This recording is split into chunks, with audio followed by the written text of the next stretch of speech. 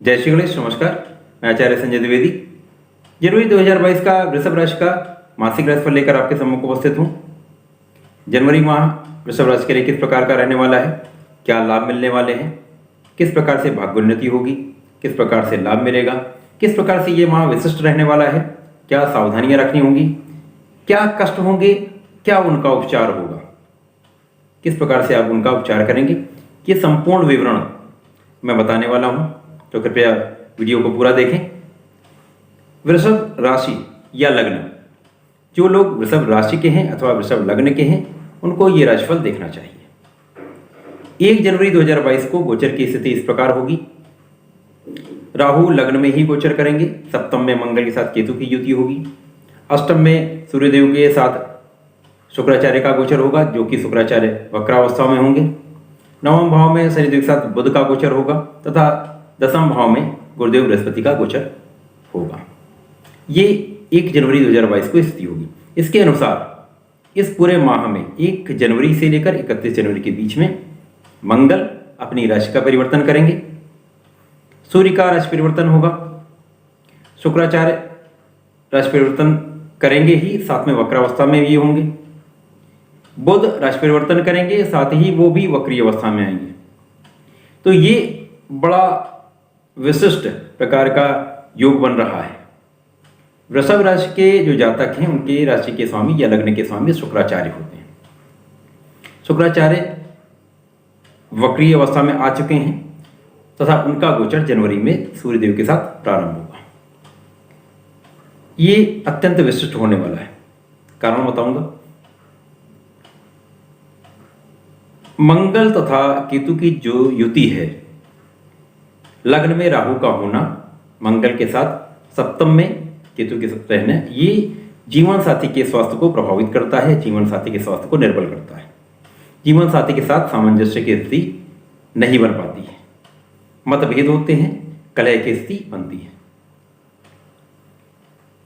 मानसिक क्लेश होता है। परंतु यहां पर शुक्राचार्य वक्री अवस्था में जब अष्टम में गोचर करेंगे तो शुक्राचार्य को अष्टम का कारकत्व प्राप्त है। वहां पर सूर्यदेव का गोचर चल रहा है।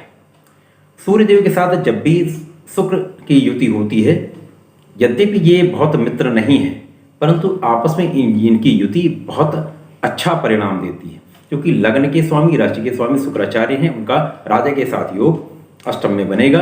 तो जो स्वास्थ्य समस्याएं चल रही हैं उनसे आपको मुक्ति मिलने वाली है।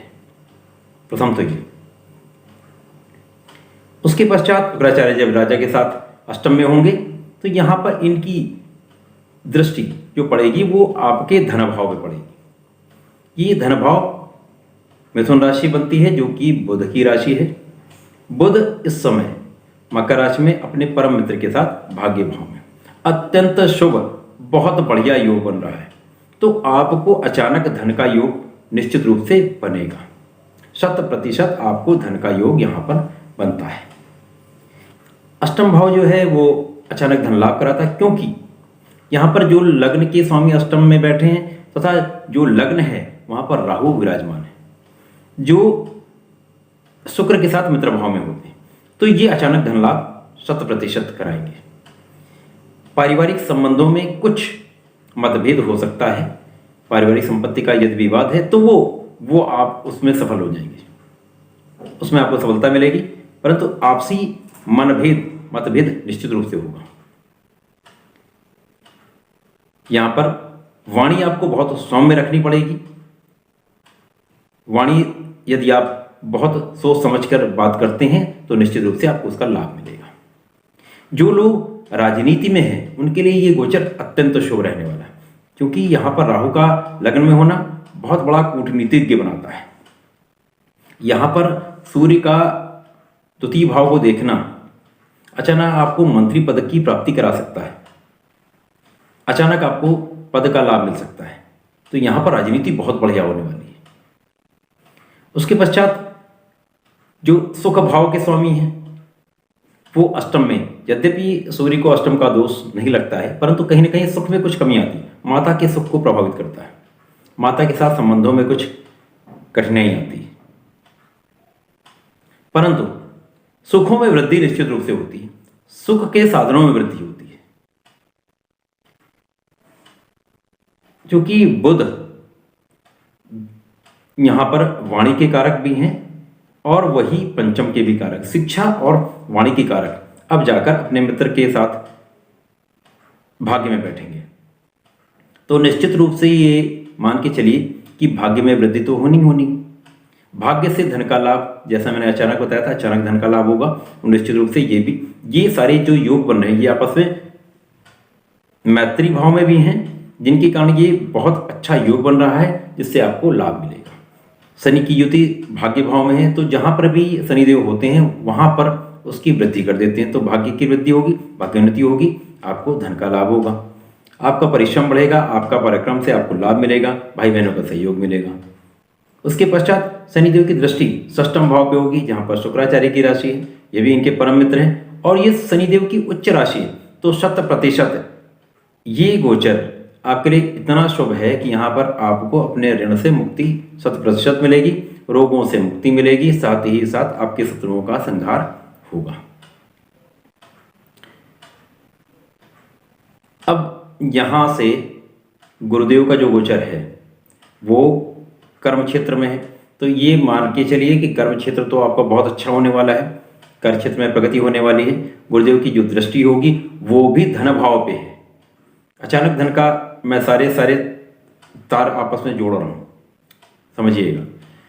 गुरुदेव की दृष्टि भी धन भाव पे होगी, तो यहां पर सूर्य की दृष्टि का होना, शुक्र की दृष्टि का होना, गुरु की दृष्टि का होना, ये बहुत अथाह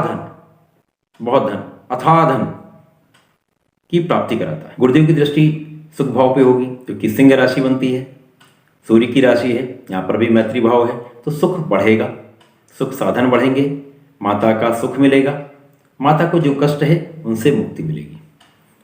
अब यहाँ पर गुरुदेव की दृष्टि भी षष्ठम पे है, तो निश्चित रूप से आपको व्याधियों से मुक्ति मिलने वाली है, आपका कर्म क्षेत्र बढ़ने वाला है। 15 जनवरी 2022 को गोचर की स्थिति इस प्रकार होगी। राहु लग्न में ही होंगे, मंगल केतु सप्तम में होंगे, परंतु अब सूर्य का परिवर्तन धनु राशि से मकर राशि में, यहां पर मकर संक्रांति होगी। अब जो भाग्य भाव ये अत्यंत प्रबल हो जाएगा। कारण क्या है, यहां पर सूर्य पहुंचेंगे, शनिदेव पहले से विराजमान है, बुध भी हैं, बुध यहां पर वक्री हो चुके होंगे, यहां पर ये भाव अत्यंत प्रबल हो जाएगा। तो भाग्योन्नति तो आपकी निश्चित रूप से होगी, भाग्य बहुत प्रबल हो जाएगा, भाग्य से आपके समस्त कार्य बनने वाले हैं। अब जब सूर्य वहां गोचर करेंगे तो कुछ शनिदेव के जब राशि में पिता जाते हैं तो कुछ निर्बल होते हैं, परंतु राजा राजा है और भाग्य भाव में राजा जाएगा तो भाग्य को प्रबल करता है। यहां पर शुक्राचार्य अब अष्टम भाव में अकेले गोचर करेंगे, वक्री अवस्था में, बहुत प्रबल स्थिति है। लग्न का राशि का स्वामी प्रबल स्थिति में है, अष्टम में है, जिसका उसको कार्यकत्व प्राप्त है, तो निश्चित रूप से धन का लाभ बहुत प्रचुर मात्रा में होगा। ये पूरा माह धन के परिप्रेक्ष्य में बहुत बढ़िया है। यहां पर अब आपकी वाणी भी बहुत चतुराई से आप बात करेंगे, वाणी बहुत बढ़िया हो जाएगी, बहुत चतुराई से बात करेंगे, आपका व्यवहार अत्यंत मृदुल हो जाएगा, सोच समझ के बात करेंगे, क्योंकि शुक्राचार्य अकेले राशि के स्वामी, तो ये बहुत बढ़िया होने वाला है। 15 जनवरी से 31 जनवरी के बीच में जो परिवर्तन होगा उसमें मंगल का बहुत महत्वपूर्ण परिवर्तन होने वाला है।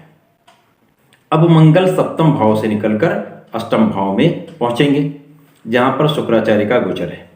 यहां पर कुछ सावधानियां आपको रखनी होंगी, क्योंकि यहां पर मंगल जब शुक्र के साथ पहुंचेंगे तो वहां पर मंगल शुक्र का संयोग बनेगा। जब भी मंगल शुक्र का संयोग बनेगा तो वहां पर चारित्रिक दुर्बलता आती है। तो आपको अपने चरित्र को बहुत महत्वपूर्ण ध्यान दीजिएगा, आपको यहां पर अपने चरित्र को बहुत बलवान रखना है। कहीं से भी आपको अपने चरित्र पर निर्बलता नहीं आने देनी है, अंकुश लगाकर रखें, बहुत सोच समझकर, बहुत मृदुल व्यवहार करना होगा। जब मंगल का गोचर अष्टम में होगा तो निश्चित रूप से आपका अध्यात्म बढ़ेगा, आपका व्यय आध्यात्मिक यात्राओं में हो सकता है। तो आपका चरित्र यदि बलवान होगा तो आप बहुत उन्नति करने वाले हैं, बहुत प्रगति करने वाले हैं, इस गोचर में बहुत लाभ मिलने वाला है। जो जीवन साथी को कष्ट था सप्तम भाव में मंगल केतु की युति के साथ, अब वो भी संकट कटने वाला है, उससे आपको लाभ मिलने वाला है। तो जीवन साथी का स्वास्थ्य भी सुधरेगा और जीवन में बहुत उन्नति होने वाली है। तो ये जनवरी माह वृषभ राशि के लिए अत्यंत शुभ रहने वाला है। आपको सावधानी रखनी है, अपने चरित्र पर नियंत्रण रखना है, आपको शिव जी पर जलार्चन करना चाहिए। नित्य ओम नमः शिवाय का कम से कम 1 माला का जाप आपको नित्य करना चाहिए। प्रिय दर्शकों, तार्किक ज्योतिष से जो लाभ मिलता है वो जीवन में कहीं ना कहीं आपको प्रगति कराता है, आपके लिए उपयोगी होता है। तो इसी प्रकार की उपयोगी विषय वस्तु की प्राप्ति के लिए कृपया चैनल को सब्सक्राइब कर लें तथा नोटिफिकेशन बेल को प्रेस कर दें, जिससे समय से आपको नोटिफिकेशन मिल जाए तथा ये लाभ अधिकतम लोगों तक पहुंचे। लिए शेयर अवश्य करें। धन्यवाद, नमस्कार।